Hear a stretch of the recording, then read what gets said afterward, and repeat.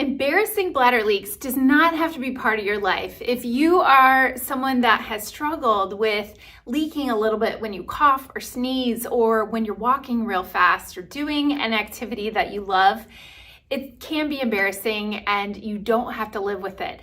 In fact, millions of women are affected by having bladder incontinence at some point in their life, after pregnancy, during perimenopause or menopause and beyond, or after a surgery like a hysterectomy. Well, it doesn't have to be this way, and there are natural solutions besides the advice that a lot of women are given to just do Kegel exercises and just work on tightening the pelvic floor all the time. Oftentimes, Kegel exercises can make your symptoms worse if those muscles in your pelvic floor are tense and restricted.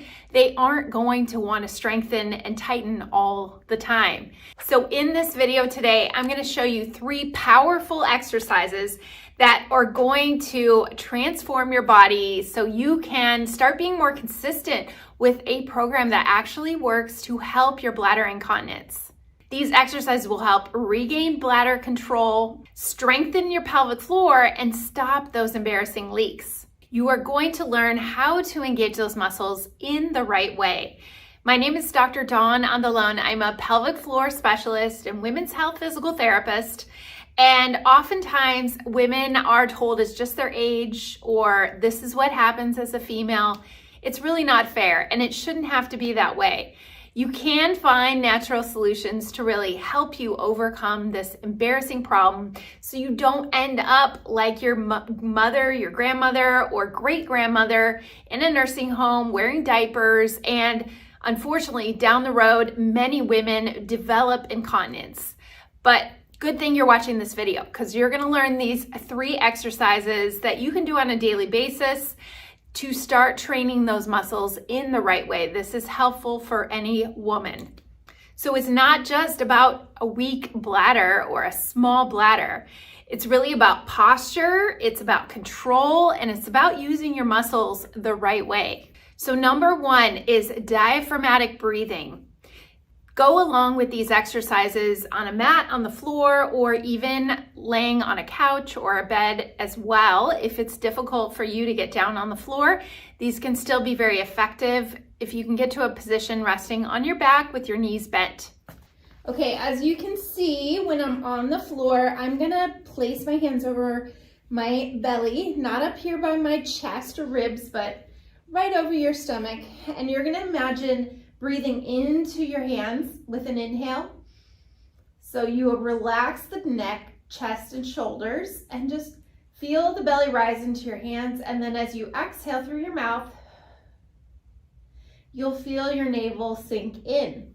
So you're gonna just breathe back and forth, just feeling the rise and fall of your belly, and imagining that you're opening the pelvic area through your hips by getting the air down into that lower abdominal area and down through your hips. So do about 10 slow, deep breaths.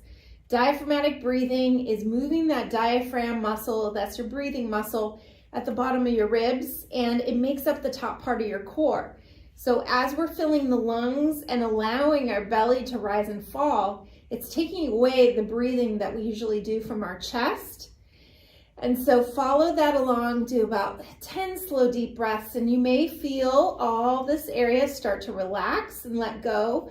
If you're having back pain, you may even feel a little less tension in your back if you practice this. Okay, this next exercise is a pelvic floor drop and lift. I'm going to show it in a kneeling position, but if this bothers you to be on your knees, you can absolutely sit in a chair, be comfortable as you're doing it. But the point is to be in a gravity position, so we're not on our back for this one, but more upright. Now I'm going to imagine this pelvic area like a bowl at the bottom, and that basket is going to drop and let go, and then it is going to recoil and contract. Now, I did talk about Kegels, and if you don't know what a Kegel exercise is, think of your muscles when you go to the bathroom, like you're squeezing and holding, cutting off a stream of urine. And it is more important to actually learn how to let go of those muscles, but not bear down and push out.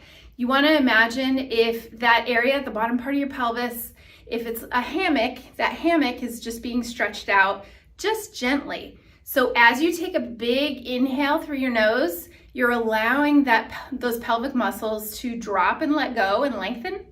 And then as you exhale through your mouth, you're going to imagine a blueberry coming up through that vaginal opening and all the way up and drawing in and up. And you may feel a little tension in that lower abdominal area. So inhale, release those muscles, and then exhale, think of zipping up and drawing in and up, starting with the pelvic floor first. Don't tense and tighten your glutes too much, okay? We're gonna do that in another exercise, but let's just think about this part through your core working instead of all those accessory muscles too. So try 10 of these. Inhale, we allow those pelvic muscles, almost like a flower is opening up.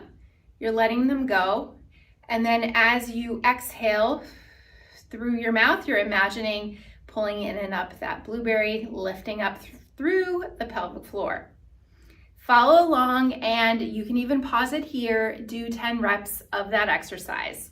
This can be great to carry over into a standing position. Nobody knows you're working on it. You can be in line at the grocery store and also still work on this exercise. So same amount of time you allow those muscles to let go and open, then the same amount you imagine lifting in and up. Don't stay lifted and tense all day long. You want to be able to work on the inhale and letting those muscles go. So important. Okay, exercise number 3, more functional glute and core related exercises. I find that so many women with bladder control issues or prolapse, they are struggling with being weak in this whole area. So oftentimes when we start doing Pilates or we start doing more isolated squats, deadlifts, things like that are really going to work the hip muscles and the core and work on the breathing with it, their symptoms improve tremendously because they're not really isolating and training those muscles like they should. So in this exercise, you're going to be again on your back with your knees bent. We're going to go into a glute bridge. And as you lift your bottom off the floor, you're going to imagine pulling those muscles in and up just like we did on the last exercise. But I'm tensing and using my glutes this time and tightening those muscles too. And then I inhale on the way down, I let everything go. And then I exhale, engage those muscles, pull them in and up, squeeze through the glutes. So start with both legs on the floor, doing this about 10 times. And then if you want to make it more challenging, we can go into a single leg bridge, single leg glute work.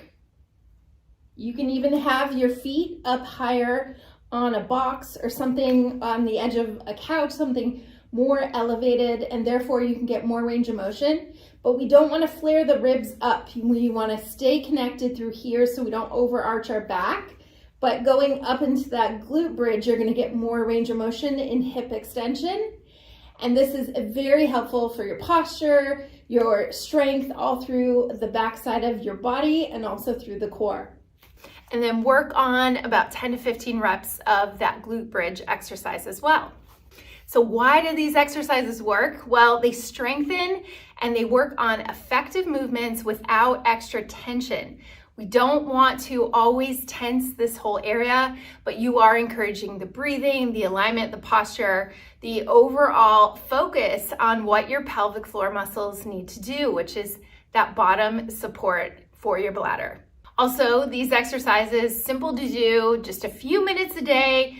You're carving out, you can do them in the morning, you can do them in the evening, and work them into your day, and you will find that you are going to think about these muscles more often the more you're training them. The better your brain is trained, the better your bladder will respond as well. So have you tried any of these before? Have you already started on some kind of exercise program to help your bladder symptoms? Let me know in the comments.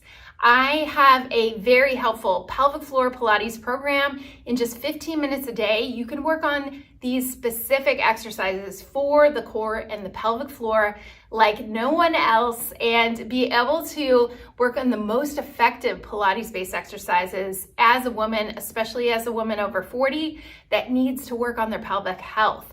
And with this program, following it for 4 to 6 weeks, you are going to feel stronger, more confident about your body, and just be able to take control when this area learns the correct way to be able to relax and let go, but also the best way to strengthen. So thanks so much for watching this video. I hope you join me again in another video, and we'll see you again soon.